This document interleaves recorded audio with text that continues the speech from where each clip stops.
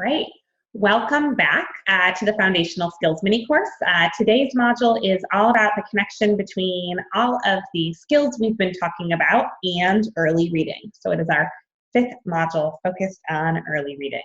And I am here, Carrie Swanson, with David Lieben, the guy with jokes. I'm still here. Despite repeated attempts to have my body taken over by aliens, it hasn't worked, so you have me again. One more time. Hear from student achievement partners to engage in this learning with you and talk you through this critical content. So our goals for this module, we're going to look really closely at decodable readers, and we're going to look in particular at how decodable readers support phonics skills acquisition. We got to look at your data, those of you who have enrolled in this course, and we see that some of you already use decodables in whole group and small group very frequently, and some of you don't use them at all. And so we are going to talk you through both the why behind decodable readers and some recommendations for practice. We have a protocol that we are recommending that you may have seen in the guidance documents, and today we'll go through how we suggest using that protocol. So we're going to start right off immediately with a task. So your very first pause point already. What we want you to do is pause and read this text. If you are with your colleagues, please read with partners. And then discuss with your colleagues or jot down to yourself the answers to the questions that are in green.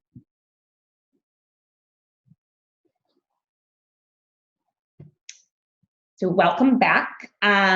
Hopefully you were able to have a good conversation about this small piece of text. And what probably happened is that you were able to have a sense of the content of this little mini story.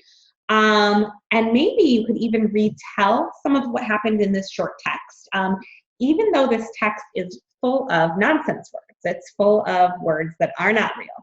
And we're going to talk a little bit about why that is. So we're looking at the building blocks of reading for this.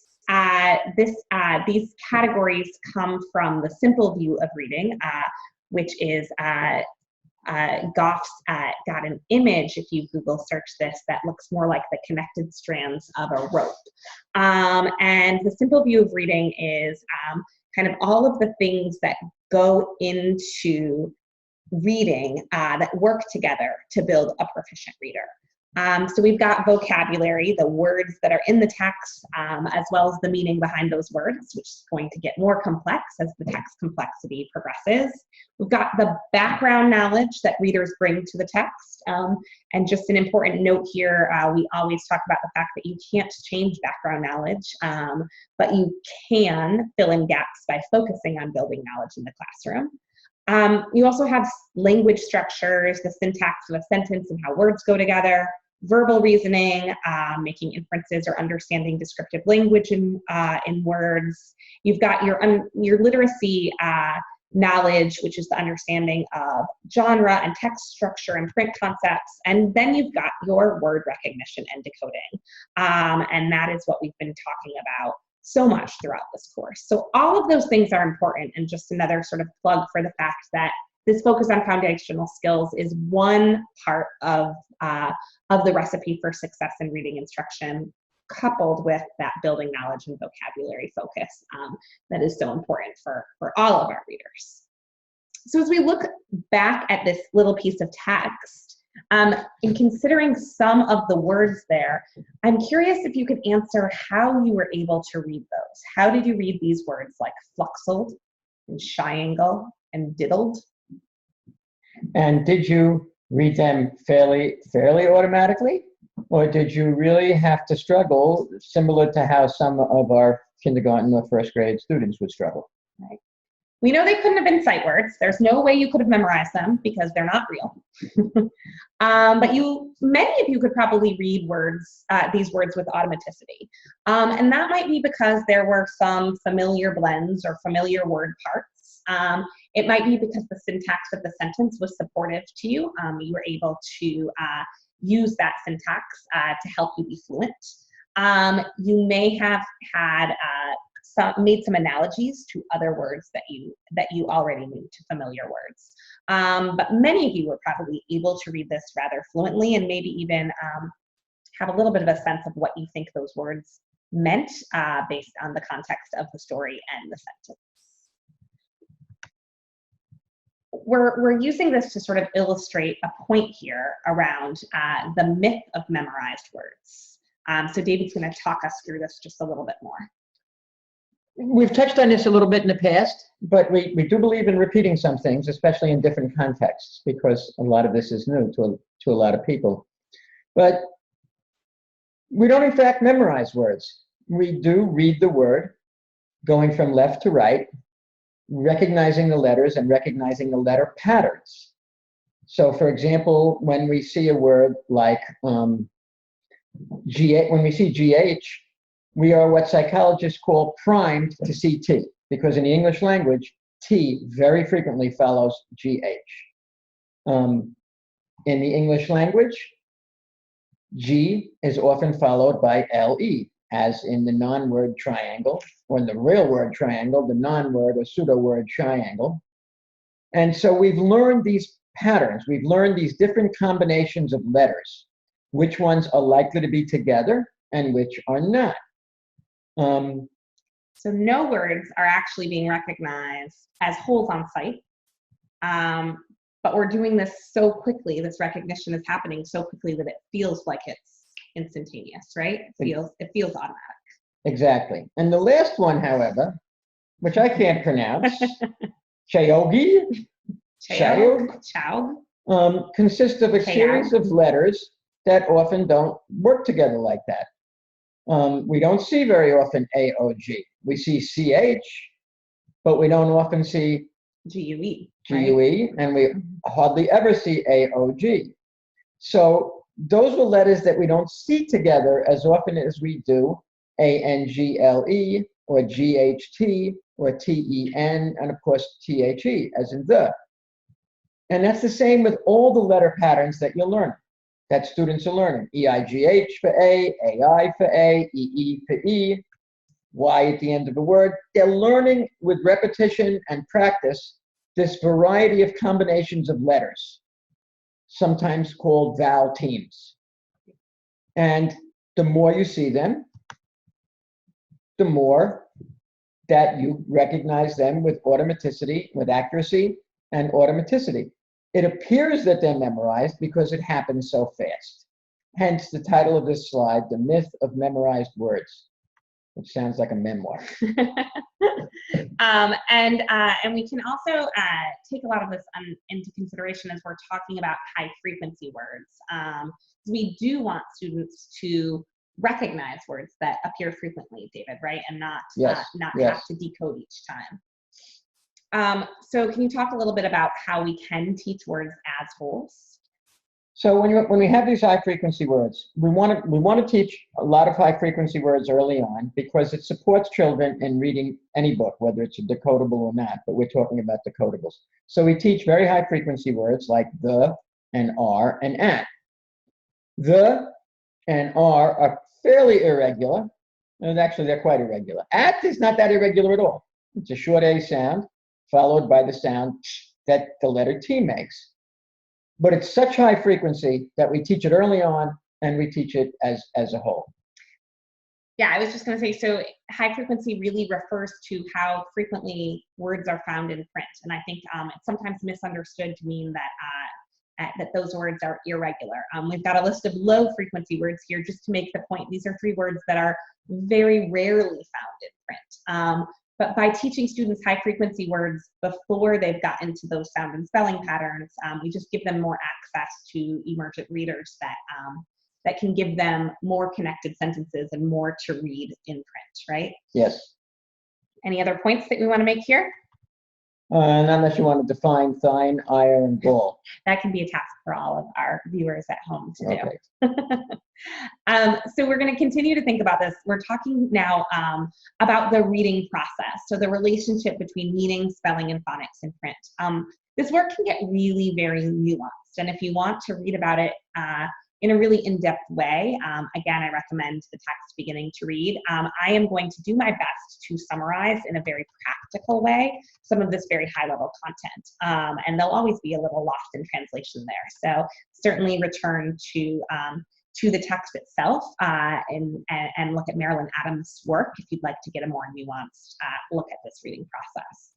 So we'll look at this reading process here. This is an adapted visual from Marilyn Adams, which shows the reading process and the various processors involved. So as you can see, speech, which we've talked about in depth, speech is fed directly to the phonological processor, and print is fed to the orthographic processor. But these arrows here show that all of this is really interrelated. And there is a play back and forth between all of these processors in the brain. So you also have your meaning processor and your context processor at work. And we will go into those a little more closely and think about how this process really happens when readers are interacting with print. So if we're thinking about a first grader who is reading a decodable text about a girl exploring at night with their dog, the orthographic processor is the system that receives input from the printed page. So this is the visual processing. It has to happen first because you have to see the words before you can process them. You have to see the letters. So when your orthographic processor is at work, you are literally processing those letters using that key ingredient that we talked about in kindergarten of your knowledge of individual letters and how they work together to represent sounds, right? So we read, the dog met a bat. And you know that you are processing the orthography or the spelling. And you're also processing the pronunciation and the sound, especially if you're reading out loud. So there's an interplay there between your orthographic processor and your phonological processor. In essence, they reinforce each other. If you pronounce the word wrong, it doesn't reinforce the spelling. If you don't know the spelling, it doesn't reinforce the meaning or the speech rather. So there's a reciprocity here. Your orthographic knowledge is reinforcing your phonological or speech knowledge. Your phonological or speech knowledge is reinforcing your print knowledge. The fact that you know how to pronounce the word met helps you recognize the processing, the written processing, the written symbols. And the fact that you recognize M and E and T helps the speech part kick in. So it's almost like a tightly connected knot with everything influencing everything else. And there's going to be more, as we'll see in a moment. And if anyone ever has those conversations where you say you teach kindergarten and someone says, oh, isn't that cute? You can transcribe some of the sentences that David just said and let them know how complicated this work truly is when you're teaching students this really important skill here, right? So connected to your phonological processor and your orthographic processor is your meaning processor. So as you're processing these letters, your brain is actually simultaneously firing up to understand the word meanings. So Adams explains, she says, as the visual information begins to resolve itself and settle in on fewer and fewer meaning candidates, they reciprocally send excitation back to the letter patterns they require. What does that mean? It means when you read the dog, you automatically start to access all of the things that you know about a dog, the experiences that you've had, what dogs do, what they look like. The more you know about a dog, the more flexible this meaning becomes.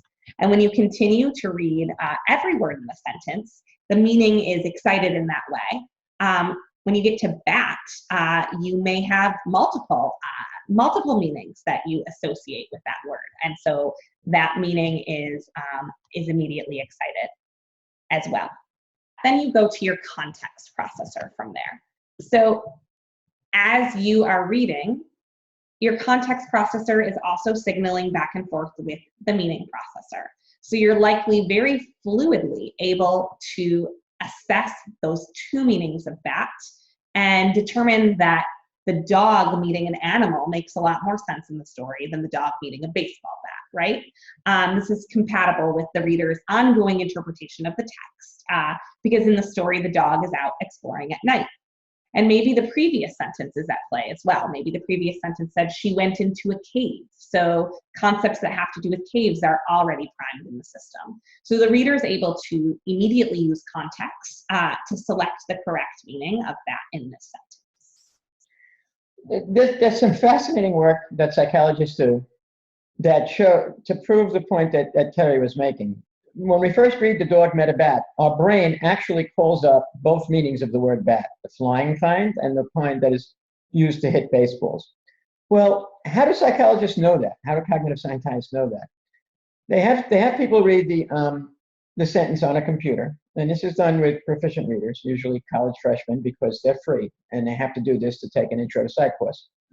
And after they read the sentence, "The dog met a bat," they will put some words that have to follow it, and they will see how long it takes them to recognize the word. So they'll put some words that have nothing to do with the animal bat or a baseball bat, words like, but are relatively the same size, like swim or boy or man, etc. And they'll see how long it takes them to recognize those words, which is literally less than a second, but they can measure that on a computer. But if they put words that have to do with the bat, like fly or bite or cave, they recognize those words quicker, which makes sense because but they didn't just read something about a bat that was flying, they read a baseball bat. But reading B-A-T primed the brain for both meanings of the word bat. But through the context processor, that the girl was in a cave, and the rest of any sentence that preceded that, well, you go into caves, you meet bats. And that's more likely. So the context processor kicks in and determines the meaning, the right meaning of the word. And all these things reinforce each other simultaneously, essentially in parallel, but starting with the print. If you don't recognize the words, if the orthographic processor doesn't kick in, then the whole thing crumbles like a building, because the foundational skills weren't there. Buildings need foundations. And so do our readers, right? So as we're summarizing that process, we're just thinking about all of those complicated systems at work, even in reading simple text. But the process becomes more and more fluid as students are reading and learning new sounds and reading again. They're building up that bake. And they're connecting this with the oral vocabulary that they're building through Read Aloud, that allows them by the time they get to second grade to access complex text, hopefully independently and proficiently, right? As they're connecting these two pieces. Looking at the bottom, you see the orthographic processor and the phonological processor. Sorry about that. There's two scientists who are actually MDs, doctors, Sally Shaywitz and her husband, I forgot his name, who did some fascinating research.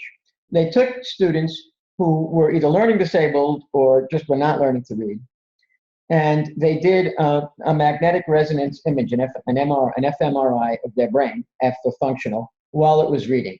And they could actually see the parts of the brain where the phonological processor is and the visual processor, or orthographic processor. Learning phonics is really about connecting the orthographic processor, the print processor, with the speech processor. Because when we read a word like that, even though we're not sounding it out usually, although there is this thing called subvocalization that some of us have when we read, which is not a bad thing, where we kind of say the word in our mind. But whether we do that or not, you are connecting it to the sound processor. And when they look at people's brains who are reading, they see both parts of the brain lighting up. So they took pictures of students who were having trouble, that were either learning disabled or just struggling readers. And they could see that the nerves that connected inside the brain, the phonological processor to the orthographic processor, were very thin. And then they went and had a structured phonics program for X number of months, I think 6. And they examined those brains again, and they could actually see that the nerves connecting these two parts of the brain had become substantially thicker, enabling them to make the connection between print and speech, or between the orthographic processor and the speech processor. I don't see how you can get more dramatic proof that that's exactly what this does, and that's exactly what students need. It's very likely that our brain, being quite a complex organ, we don't all have the same neuronal structure connecting phonological processing to orthographic processing. So some of us need more repetition, totally independent of intelligence. My oldest son could not learn to read a lick until he went through, we kind of panicked and didn't know what was going on and put him in a special education school where he finally learned it. All they did in that special education school, which was god awful expensive, was a structured phonics program. And boom, 2 years later, he was totally on grade level. So that's just something to keep in mind. That's fascinating work. You could look it up. Basically, if you just Google Shaywitz, you'll get to see that study. Making your kids' brains actually physically grow, which is a pretty amazing way of thinking about it. All within the context of what looks like a pretty simple process. It's a lot more complicated when you dig into it. And again, as David said, it all begins with print, right? So we want to make sure that students are exposed to this and that it becomes what they do with automaticity, right? They process that print first. Once again, connecting back to this idea that sequence matters, right? So David's favorite cartoon gets to be here again to help make that point. So we are gonna, now that we've sort of hopefully firmly established that sequence matters, we're gonna turn our attention to what that means in terms of materials that students have in their hands. So we wanna think about what the students are reading more closely. We know that in early grades, students are usually reading something that's been constructed in order for it to be kind of accessible for them. They're not reading the same text to themselves that you're reading to them and read aloud. So usually they're either reading what's referred to as a leveled reader or they're reading a decodable reader. You have these examples in your packet, these excerpts in your handout in order to look more closely. But the two examples that you have here, one is leveled text from Reading A to Z. It's listed as a Fountas and Pinnell level C. So if you are familiar with that leveling system, it means it's kind of in the mid to end range of kindergarten, according to the F&P grade level requirements. And then you have a decodable reader, and this one is from CKLA, because again, that's an open source curriculum. And it's listed as Unit 7, which places it at a similar point of the year, sort of the mid to end of kindergarten. So I want you to just take a look at these two texts and really just think about the difference in terms of what students are asked to do. And we will talk about that more in a little bit, but pause if you need to give yourself a second to compare these two types of texts.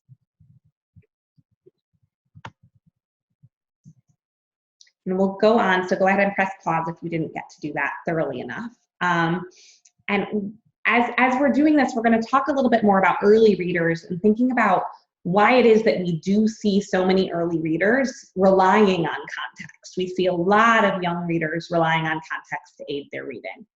And in particular, if we wanted to continue thinking about this in the context of a text, in particular, we see things like this where a student might be reading a text. The dog ran to the forest. And for an early reader, maybe that word forest isn't decodable to them yet. Maybe they know the F sound, but OR might be an unfamiliar pattern. But the reader can really use the pictures and their ongoing understanding of the text to help decode the word. He might or she might take an incorrect guess and say farm instead. But usually context in these early levels are really supportive, and the words that the students don't know might be very easily matched with the pictures. And so context can step in and students can be successful there even when the orthography is challenging. It's a flag there if you see students over-relying on contextual cues. That should actually be a warning sign for you because it means that they're not developing their understanding of sound and spelling patterns. And we know that weak readers use context a lot as a strategy that they rely on, right? That's one of the reasons why it became clear that context is not what we should depend on primarily. It shouldn't be the prime focus. When cognitive scientists were examining students' reading in the early grades, it became very clear through eye movement studies, and through discussions with the students, who was using context and who was not. The proficient readers were not using the context. The non-proficient readers were using the context, and that went up right through second, third, and fourth grade. So by teaching students to use the context, you're in essence asking them to mimic what less proficient or non-proficient readers do. Context should only come in when print, when orthography, when everything else fails, when the student can't recognize the word, can't decode it, and then stops and says, this doesn't make sense, then it's fine. They should use the context. They're learning then to use it as a backup, which it should be, and they're also learning to check themselves. They're also learning to monitor their comprehension, which is important. But it's not the mechanism that should be taught for learning how to read. So as we're continuing to explore this, I want to think a little bit about the impact of texts that aren't decodable when we rely on those texts for students to use during instruction. So those of you who spend the bulk of your time with only level text, when you rely on those materials for early grades, you might see some things that seem familiar here. Again, not just we're not talking about the scope and sequence for phonics instruction here. We're talking about what happens to kids when they're reading. If we look at a level A text, this is an early kindergarten text.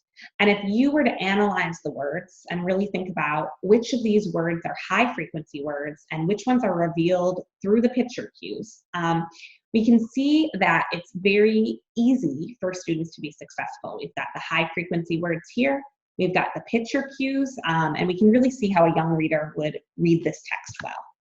And this continues in later kindergarten. So here we can see that the students would do a pretty decent job of reading high frequency words and picture cues. And in guided reading with a supportive text introduction, a teacher would be able to kind of point out a few things like roles and past, and students could probably read this text with almost 100% accuracy. Let me add one thing here. The student who can use the context can move through these texts, as Carrie said, absolutely. But the student who has more background knowledge is going to move through it a little easier. Not every child in kindergarten knows what a fence is. Many do, but not all. Not every child, many children in kindergarten don't know what a barn is. And many children in kindergarten might not be as familiar as others with a bridge. So context does connect to background knowledge. And so this method of instruction has two advantages, as we discussed in our opening session. It privileges students who come into kindergarten with greater background knowledge. It privileges students who come into kindergarten with more experience with texts.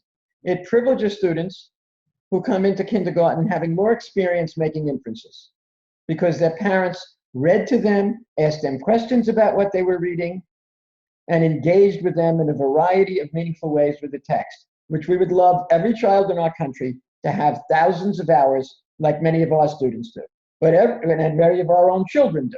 But many children don't have that for whatever reason. And this method of instruction privileges those who do and makes it more difficult for those who don't.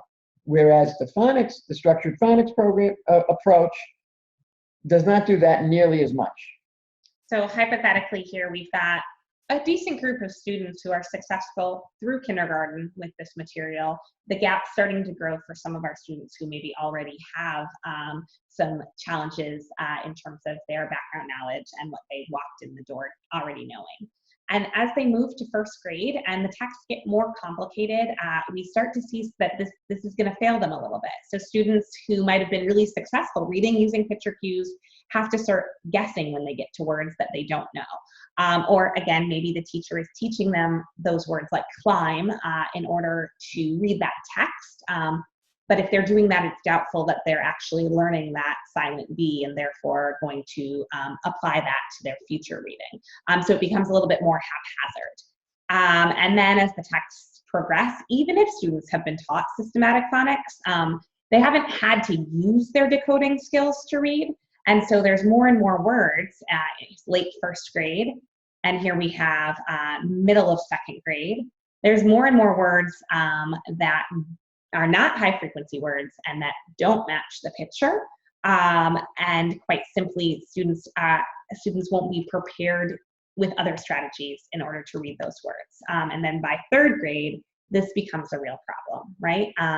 And so we believe that that is kind of what leads to a really common lament that we hear from teachers, which is students who did well in the early grades, but they lost it all in third grade. We had a focus group that Student Achievement Partners did with about a dozen schools and about 20 teachers, all K to. They were using, interestingly, a phonics program called Foundations, but they were not using decodables. So the students had the out-of-context lessons, and then they went to the leveled readers. And the teachers felt that everything was fine. They could not understand why the third grade teachers kept telling them that too many of the kids who left the second grade couldn't read. They were completely puzzled as to why the kids who they thought were doing fine, especially in K and 1, and maybe a little more iffy in second, were not at all doing well in third grade. And it's for these two reasons, that the material became far more complex, and using context was essentially hopeless. That's number one.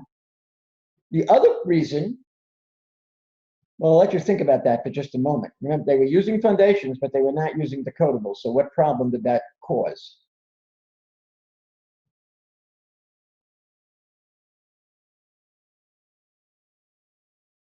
I mentioned this earlier. Because they were going from Foundations, which is a phonics program, which doesn't have decodables, and then we're reading in a leveled reader, they couldn't use their phonics. So they had to use context far more in the leveled reader, and they never got into the habit of using the phonics.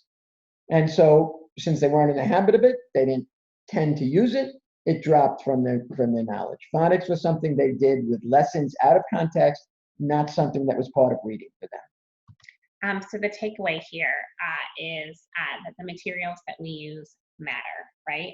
That what we're doing is we are developing students' habits while they read, and we want them to be in the habit of using their phonics, and then using meaning and context, using all of that in order to access text.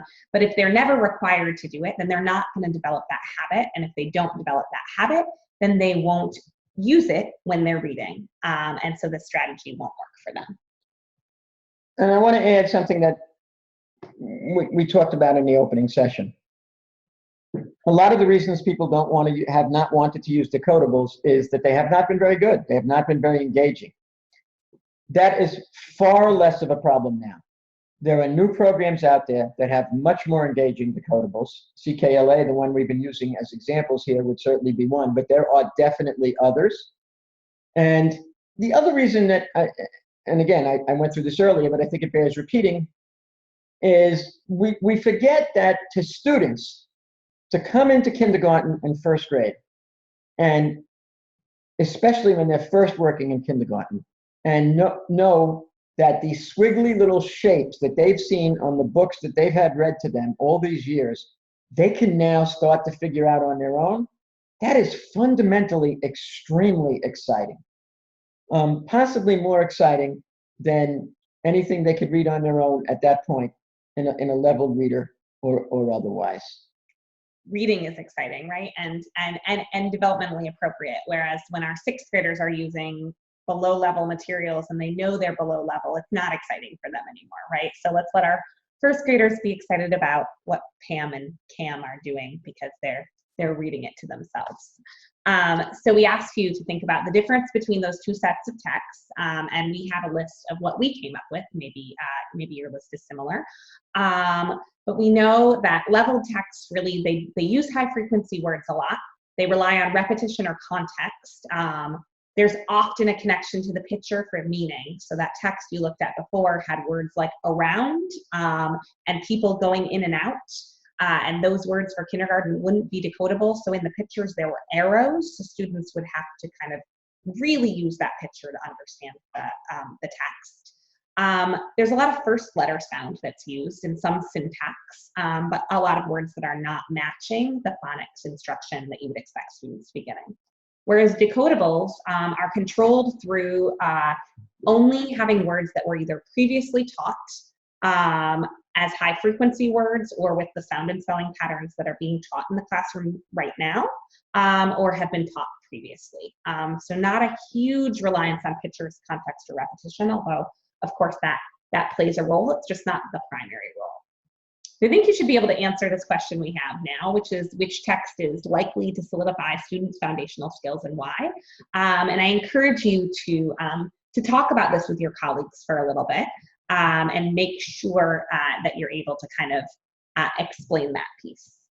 One thing that I don't think we hit on, when you use the decodable, you're forcing the kids to look at the words. When you're forcing them to look at the words, you're forcing them to look at the spelling sound patterns so that they see AI makes an A sound, in regardless of what word it is for the most part. They see EIGH makes an A sound. They see these spelling sound patterns again and again. When they're using context, they don't see those patterns.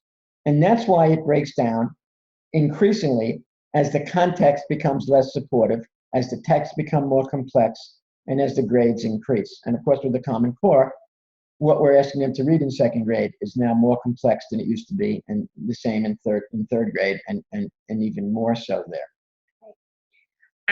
So another opportunity to pause for you all. We mentioned this decodable protocol, and we also included not only the protocol, but a sample text that comes from McGraw-Hill's Wonders program in your handouts in order to show how we are suggesting that you get the most out of decodable readers. Many programs include decodable readers. Not all instructional programs have strong guidance in terms of how to use those well. And so the protocol is a resource for that. So we'd like you to pause in order to get a chance to read through this protocol and the sample now. And as you've pressed play again, just want to think a little bit about this protocol being a suggestion, a very fluid suggestion that you will all vary based on your knowledge of your readers when you're doing these multiple reads. And you notice the first one is a choral or echo read, which provides more support than an independent reading and more support than a buddy reading. So you've got this continuum going, as you see in the arrow above, from less support, from least support to most support. And the choral and the echo is most support, independent or buddy is less support. Choral or echo, bringing in its more support, but it's a repetition that we're doing over there. And independent or buddy is less support. This is a recommended sequence. It was not handed down by a guy with a long white beard on the top of a mountain with a large stick or staff. You can use your judgment to determine, well, maybe I think my kids are doing well. I think they can go on and start this with an independent read or with buddy read. Or you could say, well, I really think we should start with a choral read or an echo read. So it's a recommended sequence. We had a teacher we were working with who had a class of almost 100% English language learners who were new to English. And so she actually started with a teacher read aloud for the students to follow along, and then moved to choral because she felt like that's what her class needed for the very first time. And like David said, you may have a group of students who are doing really well, progressing really well, and you want to start with the independent read so you can listen and monitor. But this protocol is intended to give you some choices and some guidance and suggestions. The sample reader that we provided also shows how these varied reads and associated tasks can work. And we did want to mention, if you happen to be a user of the Journeys curriculum, on our website, Achieve the Core, under our materials alignment project, we actually have built out many text-specific samples that go along with kindergarten and first grade journeys. So you can find those resources by typing Journeys in the search bar or going to the materials alignment section. And those are quite simply just built out to be text specific, following the guidance of the protocols. But we want to make sure that you're clear on the fact that this work allows you to use your decodables in in multiple ways. So you're serving dual purposes, right? I'm going to talk a little more about that. Sometimes when people use decodables, we find that they leave out comprehension. Yeah. And there's no reason in the world to do that. Early reading text, whether they're leveled or decodables, can be material that can reinforce comprehension. So if you're using a decodable, there's no reason that you can't have a series of comprehension questions about the decodable. And I think we have some examples coming up, right? Right. So these decodable texts have multiple opportunities for practice. Sorry, so the comprehension examples are actually in your packet. And what's also in your packet is an example of foundational skills games and tasks that you can do. So chances to manipulate or substitute phonemes, to identify high frequency words, and to interact with sound and spelling patterns, either that week's or previous ones. So they're doing comprehension questions, and we're also recommending that you really pay attention to the print with students in a way that's high engagement and fun. And we'll show some examples of that actually in our practice module in Module 6. So much that you can do with this resource. We're going to take a really quick look at this skill development here. We have our students who've been working on the long I. We've seen them a few times already in this course. The spelling pattern being I consonant E. You're going to hear, and it's a little hard to hear, we'll talk you through a little bit of it, but you're going to hear that they are struggling with this. This is their first time reading connected text, this particular set of materials actually highlights the sound and spelling patterns that they see, and they're reading the sentence, Jen lines up in lane 5, Josh lines up in lane 6. So just see if you can listen to the students as they're working in their buddy reading. And this is November first grade, right, Carrie? This is November of first grade, and it is their first time with this particular sound and spelling pattern.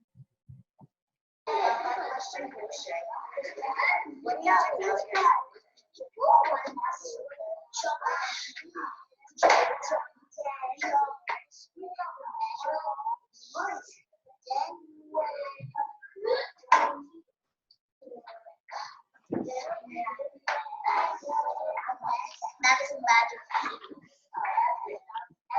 So it's not it, it's I. What's that word? Jen? It's this is the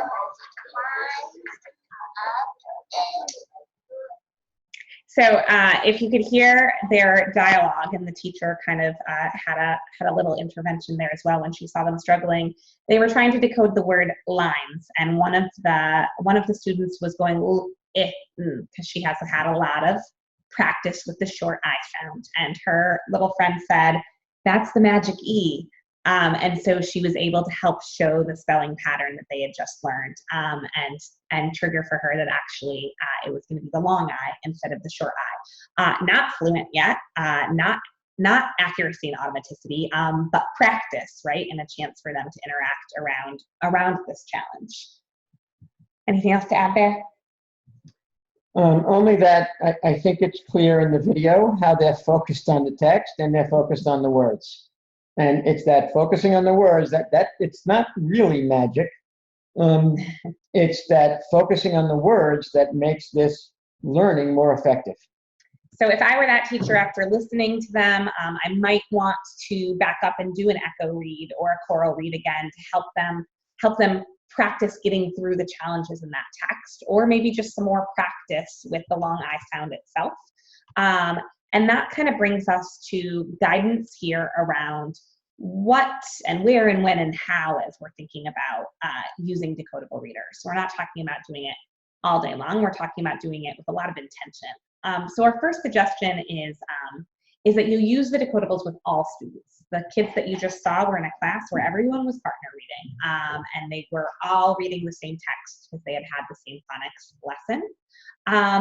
And after you've done that whole group, then you have to think about how to best prioritize your small group time, and making these groups flexible, making sure they're responsive to what's happening. So what we suggest is that you, with your higher readers, your more fluent readers, you read that decodable one more time and you ensure that there's mastery. And if there is mastery, great, you can move to other texts. You can do your traditional guided reading, you can do content-rich building knowledge work. You can, David likes to say, you can read You can, Tolstoy. you Or, can go right to Tolstoy. but those students are doing well. But you're doing that each week because the sound and spelling patterns change, and it helps you to monitor your readers and make sure they're progressing very immediately with every new skill. And then as you're reading those small groups, you might notice some shaky reading, what we just heard from those children. They were eventually able to read, but they were shaky, and you then need to decide what they need. Do they need extra practice with the long I sound, or do they simply need more time to reread those decodables, but they're not quite fluent yet? Or you might find that your kids are not there at all. You might have kids who are not getting past their errors, but they're not correcting and able to decode. And you want to think about why. Do they need extra practice? Do they need more decodables work? Do they need to go back to old sound and spelling patterns that they haven't mastered? And what's nice about this is once you've done that and they've done well and you've sort of filled in the hole, then you can absolutely move those students into the got it category too. But the key here is being really fluid about how you're approaching your small group instruction. And it's really important that a child who's having trouble gets that extra time with the decodables, and they might need extra time with the out of context or the lessons as well. But it's equally true that the child who you're sure is reading this decodable without any problem, they're accurate, they're automatic. If they're in first grade or the middle of first grade or after first grade, they're actually approaching fluent reading. And then at other times of the day, if you have those, they could read other texts. That's not a problem. But the students who are struggling here need the extra work with the decodables, and as I said, possibly with the other lessons as well. There's a fairly well-established body of research showing that students who struggle by January of first grade are struggling 3, 5, and 7 years later. So those students who in first grade and kindergarten are struggling, you want to give them every opportunity that they have to succeed. One of those pieces of research was really interesting. It's done by a guy named Keith Stanovich, who did a lot of work on the Matthew effect, showed that there's a very strong correlation between first grade reading and 11th grade SAT scores.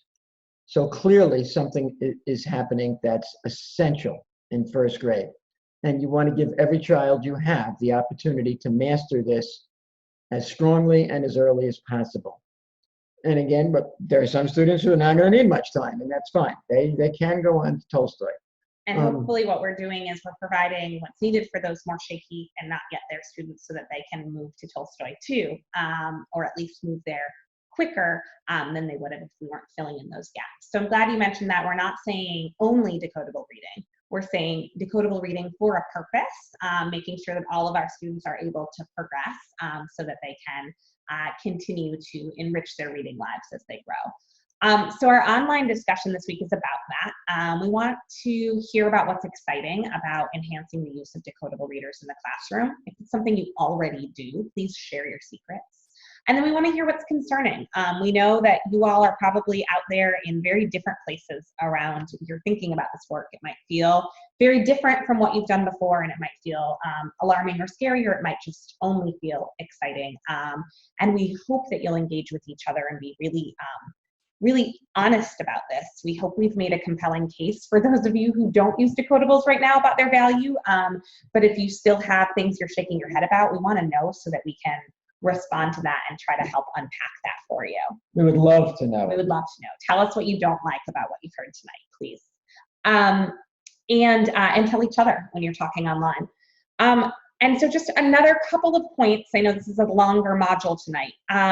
But as we're connecting to all reading, again, we don't mean that students should always be reading decodable texts. We want to encourage them to use the phonics that they know all the time. So here is an example of a first grade text that might come up where many of the words are familiar or decodable, but there might be, sorry about that. There might be this word play that doesn't match the student's knowledge base right then. And so in that case, you might hear students saying, right? Instead of A, not if they don't yet know that AY makes the A sound. And in that case, you just want to point it out, like David has said before. Oh, we haven't learned yet that AY together makes the A sound, but it does. There's, words we know like day where you can see it. So they are sort of learning and maybe retaining that sound and spelling pattern, and also able to read this text. And there's a few other examples of how you might do that. So some rules of thumb here are, when you're reading text in general, you want to think about your phonics scope and sequence. Where are there places to reinforce what students have learned? And then where might you be able to support them by first using what they know and holding them accountable for what they know, and next previewing the sound and spelling patterns that are coming up. Two examples here that I think would be ideal for you to just pause the slides and take a look at of what this looks like in text when you come up with words that don't match what students already know and what the teacher support can sound like.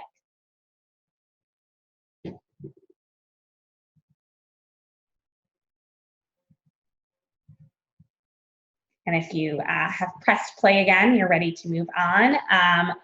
We want to connect you now to your task for this module. This is for all of our participants, one task.